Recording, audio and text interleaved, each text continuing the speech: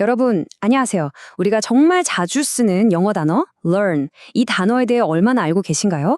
오늘은요, 이 익숙한 단어 속에 숨어 있는 다채로운 뉘앙스를 저랑 같이 하나하나 파헤쳐 보겠습니다.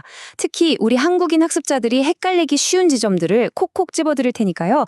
오늘 저와 함께 learner 제대로 마스터해 보시죠. 본격적으로 시작하기 전에 우리 스스로에게 한번 질문을 던져볼까요? 나는 learn이라는 단어를 얼마나 깊고 또 정확하게 사용하고 있을까? 아마 대부분 배우다 라는 뜻 딱 하나만 떠올리셨을 거예요. 괜찮습니다. 오늘 이 시간이 끝나고 나면 여러분의 learn에 대한 이해는 완전히 새로운 차원으로 확장될 거라고 제가 장담합니다.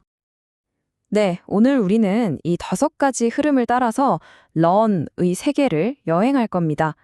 기본 의미에서 출발해서 구체적인 표현들, 삶의 지혜, 그리고 성장을 위한 배움까지 체계적으로 살펴본 뒤에 마지막엔 더 넓은 그림까지 그려볼게요. 자, 그럼 바로 첫 번째 단계부터 시작해볼까요? learn이라는 단어 그 자체에 담겨있는 기본적이면서도 아주 중요한 여러 의미의 결을 살펴보겠습니다. 사전을 찾아보면요. learn은 크게 3가지 핵심 의미를 가지고 있어요. 첫째, 우리에게 가장 익숙한 배우다, 학습하다. 둘째, 어떤 사실을 전해 들어서 아, 그렇구나 하고 알게 되다, 깨닫다. 마지막으로 시나 대사처럼 무언가를 외우다, 암기하다 라는 뜻도 있죠. 이 3가지가 앞으로 우리가 만나볼 모든 표현의 뿌리가 됩니다. 첫 번째 예문입니다. She wants to learn how to play the piano.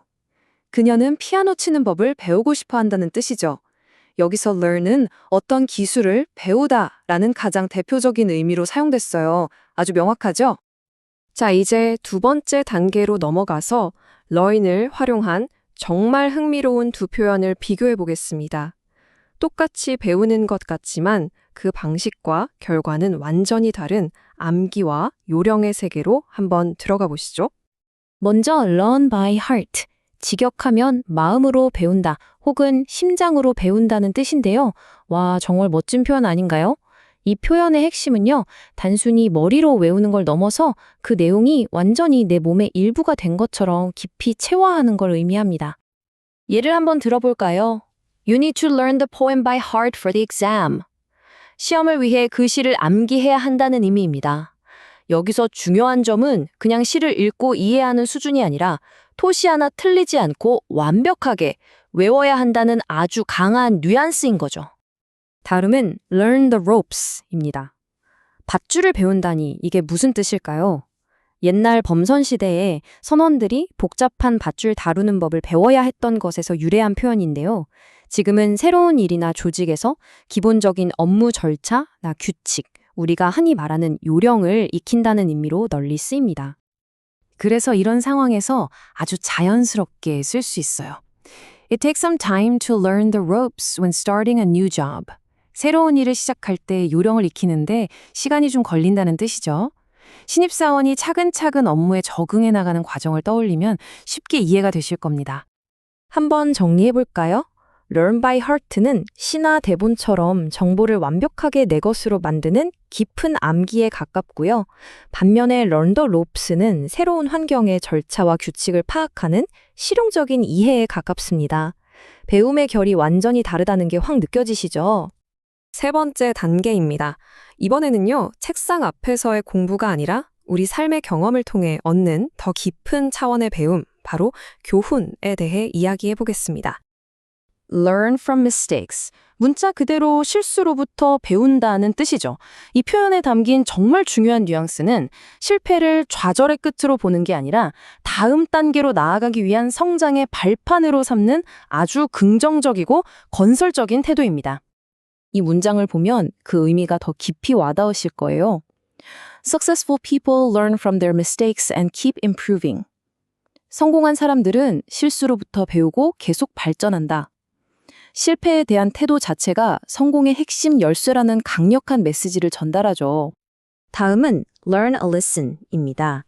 교훈을 얻다는 뜻인데 이건 주로 어떤 실수나 힘든 경험을 통해 다시는 이러지 말아야지 하는 중요한 깨달음을 얻었을 때 사용돼요. 그래서 약간의 후회나 반성의 뉘앙스가 담겨 있을 때가 많습니다. 예를 들어 She learned the lesson after failing the test. 그녀는 시험에 떨어진 후 교훈을 얻었다. 이 문장은 시험 실패라는 뼈아픈 경험을 통해서 앞으로는 공부를 더 열심히 해야겠다는 중요한 깨달음을 얻었다는 의미를 담고 있습니다. 자, 네 번째 단계로 나아가 볼까요? 이번에는 좀 더 능동적이고 미래를 향한 배움, 바로 우리 자신의 성장을 위한 배움에 초점을 맞춰보겠습니다. Learn a new skill, 새로운 기술을 배운다는 뜻이죠. 자기 개발이나 커리어 전환에 아주 밀접한 표현입니다. 단순히 지식으로 아는 걸 넘어서 꾸준한 연습을 통해 실제 쓸 수 있는 실용적인 능력을 내 것으로 만드는 그 전 과정을 강조하는 말이에요. 바로 이런 문장에서 아주 유용하게 쓰이죠. Learning a new skill can boost your career prospect. 새로운 기술을 배우는 것은 당신의 직업 전망을 향상시킬 수 있다. 끊임없는 자기 개발이 왜 중요한지를 명확하게 보여주는 말입니다. 그리고 정말 중요한 learn to adapt입니다. 변화하는 환경이나 새로운 상황에 맞게 생각과 행동을 바꾸는 법, 즉 적응하는 법을 배우다라는 뜻이에요. 급변하는 현대사회에서 생존과 성공을 위해 반드시 필요한 핵심 역량이죠. 이 말은 아마 우리 모두에게 해당될 겁니다. In modern society, it's important to learn to adapt to change. 현대 사회에서는 변화에 적응하는 법을 배우는 것이 중요하다. 맞아요.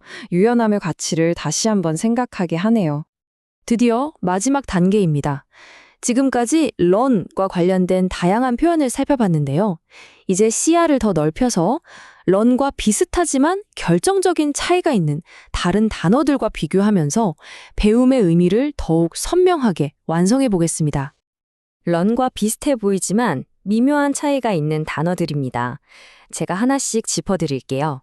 첫째, study는 지식을 얻는 결과보다 책을 읽거나 강의를 듣는 과정 그 자체에 더 집중하는 느낌이고요.